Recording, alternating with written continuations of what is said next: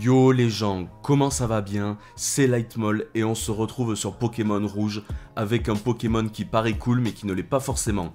Paraît cool. Voilà, on commence bien la vidéo. Que dire sur ce Pokémon? À part qu'il est nul en tout, surtout en vitesse, ce qui va nous faire juste péter les plombs. Il a un moufoule de base horrible, mais au moins il apprend beaucoup de CT. Mais la majorité sont spéciales et on a bien vu son spécial exceptionnel. Et voilà, je pense qu'on a tout dit. Non, son talent absentéisme qui en plus d'être nul à chier, il décide d'attaquer qu'un tour sur deux. Mais attendez, parce qu'il y a des petites spécificités. Par exemple, les tours de sommeil sont considérés comme des tours neutres, ce qui signifie que quand on se réveille, Paris-Cool doit encore attendre son tour d'absentéisme avant d'attaquer. Ce qui laisse le temps à l'adversaire de, je ne sais pas, par exemple nous rendormir, sinon c'est pas marrant. Surtout qu'avec notre vitesse, on va pas tout le temps taper le premier, ou bien que si on se fait paralyser une fois, on se prend 3 tours dans la gueule sans attaquer. Super! Donc vous comprenez qu'à quel point ça va être horrible, sans compter les dresseurs à 6 Pokémon, où il faudra minimum 11 tours pour les mettre KO. Je sens qu'on va s'amuser. Mais bon, maintenant que tout est dit, on peut commencer cette aventure. On commence la run par le petit Alzheimer du professeur Chen, qui appellera son petit-fils je ne sais pas. C'est pas très gentil. Mais bon, chacun sa merde, et en parlant de merde, on en a une bonne, car on va chercher notre Paris-Cool, qu'on appellera Feignasse, parce que ça lui va tellement bien. Espèce de petit enculé de merde! On bat notre rival de très peu, et on part faire le livreur chronopost pour le professeur Chen, afin qu'il nous laisse enfin partir. On atterrit à la forêt de Jade où on part entraîner notre Feignasse, où il meurt une fois à cause du poison, mais une fois au level 8, on affronte ce dresseur, qui nous aura bien fait chier. En gros, il a 2 aspicots qu'on peut battre qu'en 7 tours, et si on est empoisonné, à la fin il a un conconfort qui spamme les armures et nous laisse mourir à petit feu. Mais au bout de 6 tentatives, on passe. Ensuite, on part affronter le premier dresseur de l'arène, mais ça se passe pas bien du tout, donc on y retourne au level 16 après avoir appris Paresse, et là, ça passe tout seul. On tente directement d'affronter Pierre, qu'on réussit à battre du premier coup après 84 tours. Obligé de spammer les griffes et de jouer avec bâillement et paresse pour survivre le plus longtemps possible. Regardez-moi ça, le gameplay est en x20. Mais bon, on réussit à finir son Onix sur un coup critique, et voilà, le premier badge est dans la poche. Grâce à cette victoire, on récupère les chaussures de sport. Chouette, Paris cool, tu vas pouvoir venir courir avec moi. Ah, bon ben... D'accord. On bat tous les dresseurs d'à côté, au passage on remeurt à cause du poison, et on atteint le mont Sélénite qu'on passe tranquillement, sauf face au dernier dresseur à cause de notre énorme malchance avec la confusion. À la sortie, on part directement voir le karatéka pour qu'il nous apprenne l'attaque Ultima Point qui va nous permettre d'arriver au pont d'Azuria où on retrouve je ne sais pas, qui nous éclate car on peut pas one-shot son Roucoups, ce qui lui laisse le temps de nous balancer du sable à la gueule, déjà que Ultima Point n'a que 85% de précision. Ensuite son Rattata nous baisse notre défense à bloc, et il finit avec son Salamèche qui nous met KO sans qu'on ne puisse faire grand chose. On part affronter Ondine pour voir comment on s'en sort, mais bon, c'est même pas la peine d'essayer, et on retourne affronter notre rival jusqu'à qu'on tombe sur la run parfaite, où on fait un coup critique sur son Roucoups, ce qui lui laisse pas le temps de nous faire un jet de sable, un coup critique sur le Rattata, ce qui lui permet de nous faire qu'une seule Mimiqueux, et donc maintenant on est tranquille pour one-shot son Salamèche, même s'il nous fait bien perdre de la vie, mais c'est pas trop grave parce que son dernier Pokémon est Tabra et qu'il a aucune attaque offensive. Nickel, on a enfin le chemin du pont ouvert où un peu plus loin on retrouve la CT Force Cachée, qui est certes un peu moins puissante que Ultima Point, mais elle a 100% de précision et on a des chances de paralyser. Et comme d'habitude, au bout du chemin on retrouve Léo qui nous demande de l'aider à retrouver son corps humain.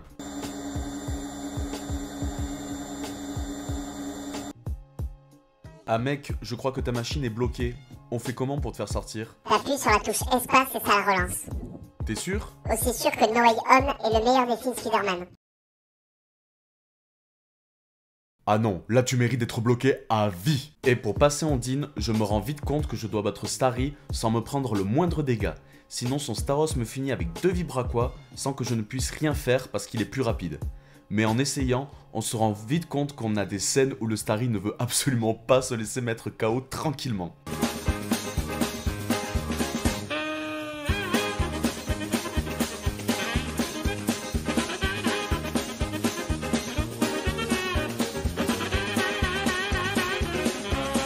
Mais après des dizaines et des dizaines d'essais, on réussit à faire une force cachée coup critique face à son Staros, ce qui nous permet de le one-shot. Et voilà, le deuxième badge est dans la poche. On traverse la route 5 pour arriver à Carmin-sur-Mer, où on va prendre directement l'Océane afin de récupérer la CT Casse-Brique, qui sera très utile contre les magnétis de l'arène. Mais avant d'aller voir le capitaine, on croise notre rival qui nous bat de la même façon que d'habitude. Son Roucoups nous baisse la précision, mais on peut le finir avec une feinte. Son Ratatak est un one-shot grâce à la différence de niveau.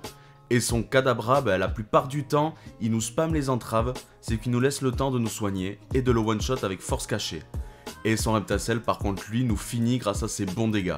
Et ben, on n'a pas hâte qu'il évolue celui-là. Mais à la 4ème tentative, on réussit à le battre. On part voir le capitaine qui fait une énorme gastro. Je le sais parce que j'étais pas au bon endroit. Oh, tu as fait une belle crotte, mon chéri. Grâce à la CS Coupe, on a enfin accès à l'arène, où on retrouve l'épreuve horrible des poubelles, mais on la passe et on part affronter le sergent Bob qui est une vraie plaie, car il commence toujours par son Voltorb qui est juste là pour nous faire des petits dégâts.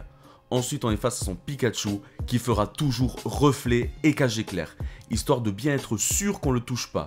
Mais si une de nos attaques passe, on finit face à son Raichu qui nous fait juste super mal. Donc on recommence et on finit par faire la run où on passe au level 33 face à son Pikachu. Et on devient donc plus rapide que lui. Heureusement on le one-shot après son reflet, ce qui lui laisse pas le temps de nous paralyser. Et son Raichu fera 2 reflets qui sera complètement inutile, car on le met à 1 HP avec force cachée, ce qui lui laisse le temps au Major Bob de le soigner avec uniquement une super potion et de nous paralyser. Mais malgré une paralysie et 2 reflets, on le met KO. Et voilà, le deuxième badge est dans la poche.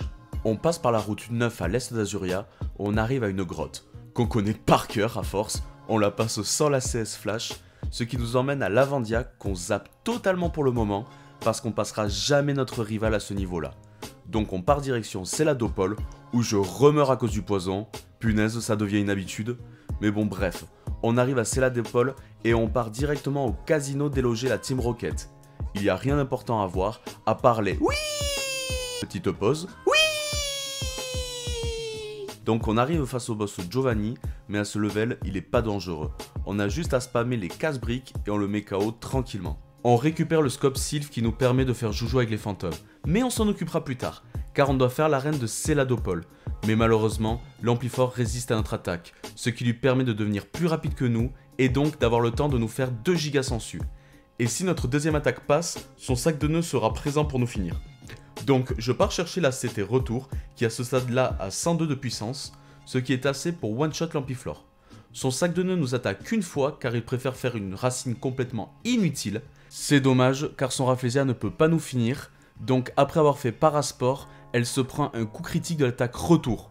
Et voilà, le 4ème badge est dans la poche. On retourne à Lavandia où on retrouve notre rival dans la tour, qui commence par son Roucoups qu'on one-shot avec une attaque Retour sans qu'il puisse rien faire. Son Léviator résiste à une attaque, mais il nous fait une avalanche de mania qui nous fait pas très mal. Donc on va profiter de la confusion pour se soigner et le finir. Son nœud 9 rate sa Vampigraine et se fait one-shot par Retour, tout comme son Kadabra et son Reptacel, qui après avoir lancé une attaque, se font tous les deux one-shot par une grosse attaque Retour. Plus loin, on croise un fantôme de Pokémon qui s'avère être un ossatueur. Donc on lui pète la gueule afin de lui apaiser son âme. Ma maman elle dit que je suis spécial. On retrouve Monsieur Fuji au dernier étage de la tour qui me remet la Pokéflûte, permettant de réveiller mon Pokémon totem Ronflex. Ce qui nous ouvre le chemin nous menant à Parmanie, où on part directement faire l'arène et affronter le maître de type poison Koga. Mais à ce niveau, on sait que ça ne va pas être possible, car même ces Smogos se font pas one-shot, ce qui leur permet soit de nous empoisonner avec Toxique ou Détritus, soit tout simplement d'exploser. Donc on part s'entraîner face au dresseur de la route 15 jusqu'au level 51, où on peut one-shot les Smogos de Koga. Mais derrière, il y a son gros tas de morve, qui nous spamme les Lilliput jusqu'à qu'il soit bien sûr qu'on ne puisse pas attaquer, avant de faire Toxique qui nous consumera à petit feu. Mais après plusieurs tentatives, on réussit à le toucher 2 fois malgré une Lilliput, ce qui permet de le mettre KO. Son deuxième Smogo est un one-shot également, et il peut nous envoyer son gros Smogogo, qui nous toxique avant de se prendre un retour qui lui fait la moitié de sa vie. et malgré 2 attaques brouillard, notre deuxième retour passe et permet de finir le combat. Et voilà, le 5ème badge est dans la poche. On part se détendre au parc safari où on récupère la dent d'or et la CS Surf, avant de prendre la route à l'ouest de l'avant-ville, mais cette fois on passe par le péage, pour arriver à Safrania où l'arène est fermée, donc on part à la Sif SARL qui est réquisitionnée par la Team Rocket. A l'intérieur, on croise notre rival qui est un gros carnage qu'on ne peut pas one-shot et qui nous fait à chaque fois danse plume, qui fait en sorte qu'on n'ait plus aucun dégât. Donc on part XP, et on change pas la chanson, et je reviens au level 57 où je peux enfin le one-shot. Là je pensais que c'était tranquille, je two-shot son Léviator avec éboulement, mais vient son Dracofeu, qui m'arrache la gueule, littéralement. Et en plus il est plus rapide que moi, donc je n'ai aucune chance. Mais on revient au level 60 où on est enfin plus rapide et où il rate son grimace, donc on peut le one-shot sans qu'il ne fasse rien du tout. Son E9 utilise notre tour de paresse pour nous paralyser, ce qui le rend plus rapide et il enchaîne avec un choc mental qui nous rend confus. Mais on réussit quand même à le toucher 2 fois d'affilée avec retour, pour le mettre KO. Et son dernier Pokémon Alakazam décide de ne pas nous attaquer en faisant une plénitude et une préscience, ce qui nous permet de le one-shot avec notre dernier retour. Mais les problèmes sont pas finis, car on doit affronter Giovanni qui a 2 Pokémon avec le talent Point Poison et qui ont Darvenin. Donc si on est empoisonné, on a perdu. Mais dès qu'on a la bonne run, ça passe facilement. Ce qui nous permet de faire partir la Team Rocket et de débloquer l'entrée de l'arène qui sera la plus facile de toutes. Son Kadabra place une plénitude inutile car il se fait one-shot par retour. Tout comme son Monsieur Mime qui, même avec une attaque bouclier, se fait quand même one-shot par notre attaque retour. Son Aéromite nous fait une rafale psy, mais il ne rend pas confus comme au premier essai, donc on peut le one-shot. Et pour finir, son Alakazam fait une plénitude avant de nous lancer un gros psycho qui nous aura bien fait transpirer, mais on peut le one-shot. Et voilà, le 6ème badge est dans la poche. On repart à Parmanie prendre le chenal au sud qui nous emmène directement à Chromazile. Mais l'arène est fermée avec une dizaine de personnes dedans, donc on doit aller chercher le double des clés dans le manoir Pokémon. Et une fois libéré, Auguste nous offre même pas le badge, il préfère me défoncer la gueule à coups de déflagration. Mais à force de reset, on réussit à avoir la run où je one-shot le Caninos, je one-shot le Ponyta sans qu'il me fasse aucun dégât, je réussis à avoir le bon jet sur mon retour pour one-shot Galopa tout en ayant plus de la moitié de ma vie, et où son Arcanin rate sa déflagration et en plus se prend un éboulement coup critique. Et voilà, le 7ème badge est dans la poche.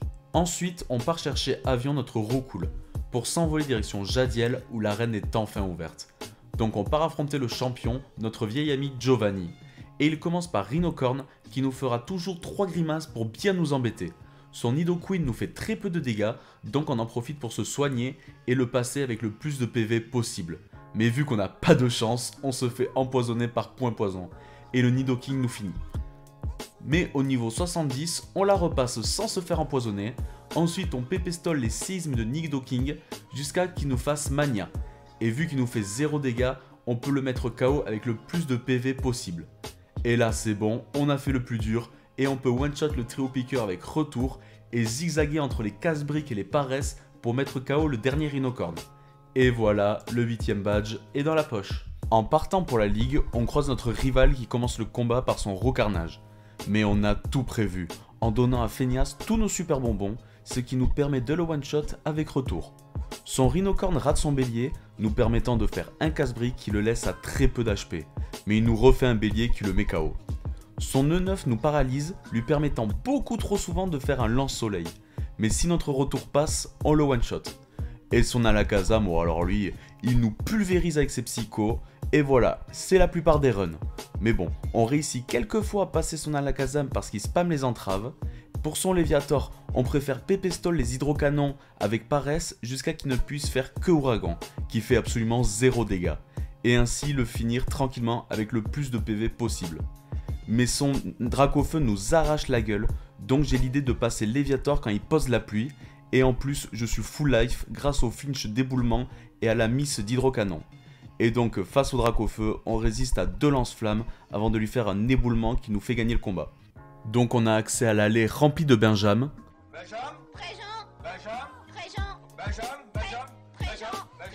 ainsi que la grotte Victoire avant d'arriver à la ligue Pokémon.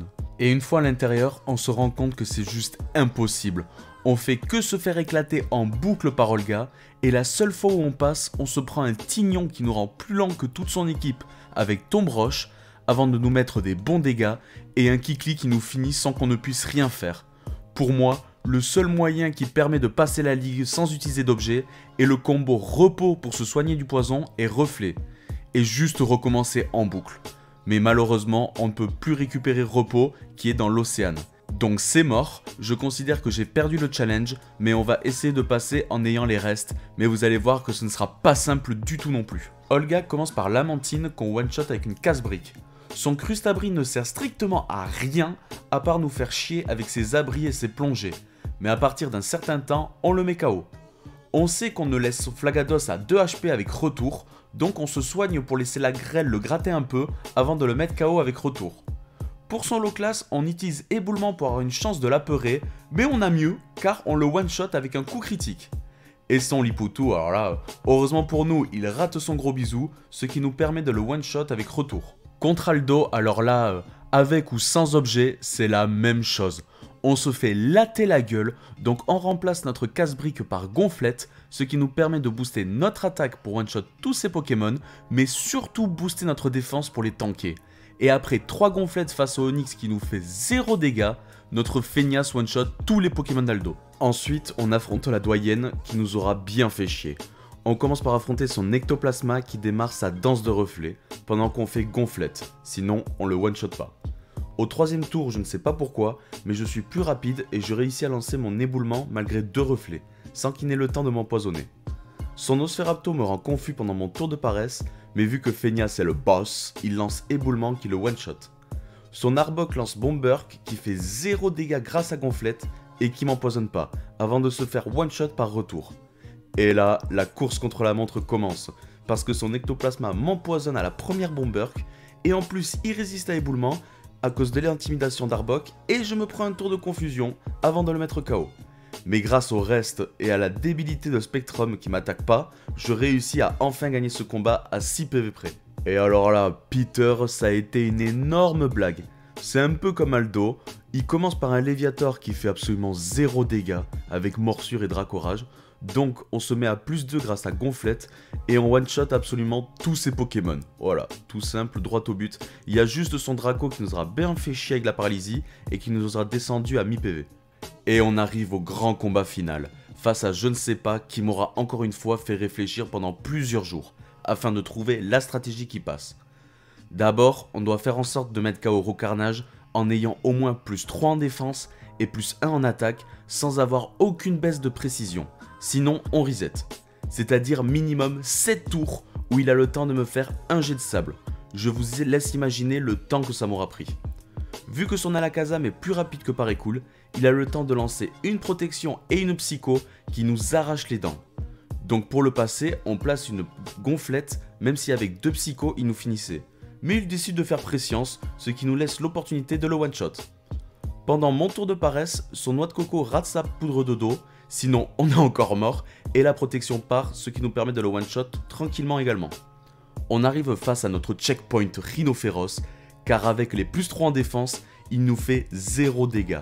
Donc on se booste au max et on se soigne avant de le mettre KO. Son Léviator est complètement inoffensif et on le one-shot également. Et là vient le Pokémon qui m'aura juste fait vriller. Car si on arrive à avoir cette énorme chance de passer tous les autres Pokémon, son Dracofeu est plus rapide que nous et avec 2 déflagrations, il nous met KO même avec toute notre vie. Donc il faut juste prier pour que ça rate.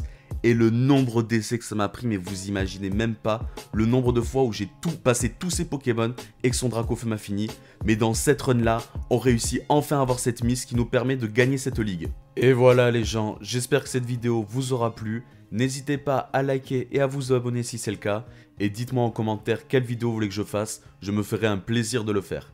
Et je vous invite à essayer ce challenge parce que c'est clairement le plus difficile que j'ai fait jusqu'à maintenant. Allez, adieu!